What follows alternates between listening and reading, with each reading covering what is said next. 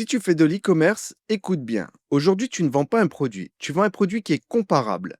Même usine, même catalogue, même photo. Et si c'est comparable, la seule différence qui reste, c'est le prix. Aujourd'hui, quand tu ouvres Amazon, tu vois 10 fois le même produit, de 10 vendeurs, avec 10 prix différents. Mais tous au départ pensaient être différents parce qu'ils ont mis un logo et un packaging sur le produit. Mais mets-toi à la place du client. Lui, ce qu'il voit, c'est 10 fois le même produit en boucle. Résultat, tu te retrouves avec un marché saturé, de la pub qui coûte cher et des marges qui fondent. Et au final, tu te bats avec un vendeur qui accepte de gagner 2 euros.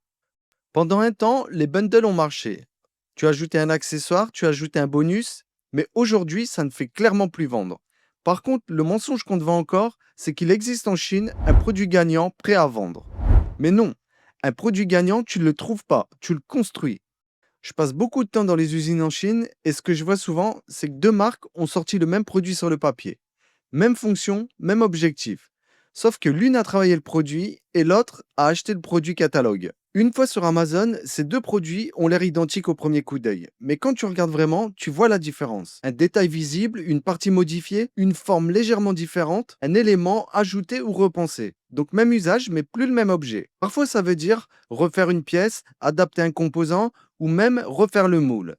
Bien sûr, c'est un investissement, mais à partir de ce moment-là, ton produit n'est plus comparable. Tant que ton produit est identique à l'écran, tu te bases sur le prix.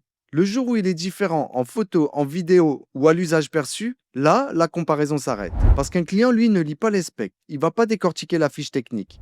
Il regarde, il ressent, il compare visuellement, et c'est là que tout se joue, avant même l'achat. Donc aujourd'hui, le vrai levier n'est pas marketing. Ce n'est pas non plus le bundle, c'est le produit lui-même. Tu n'essayes plus de mieux vendre, tu changes ce qui sort de l'usine.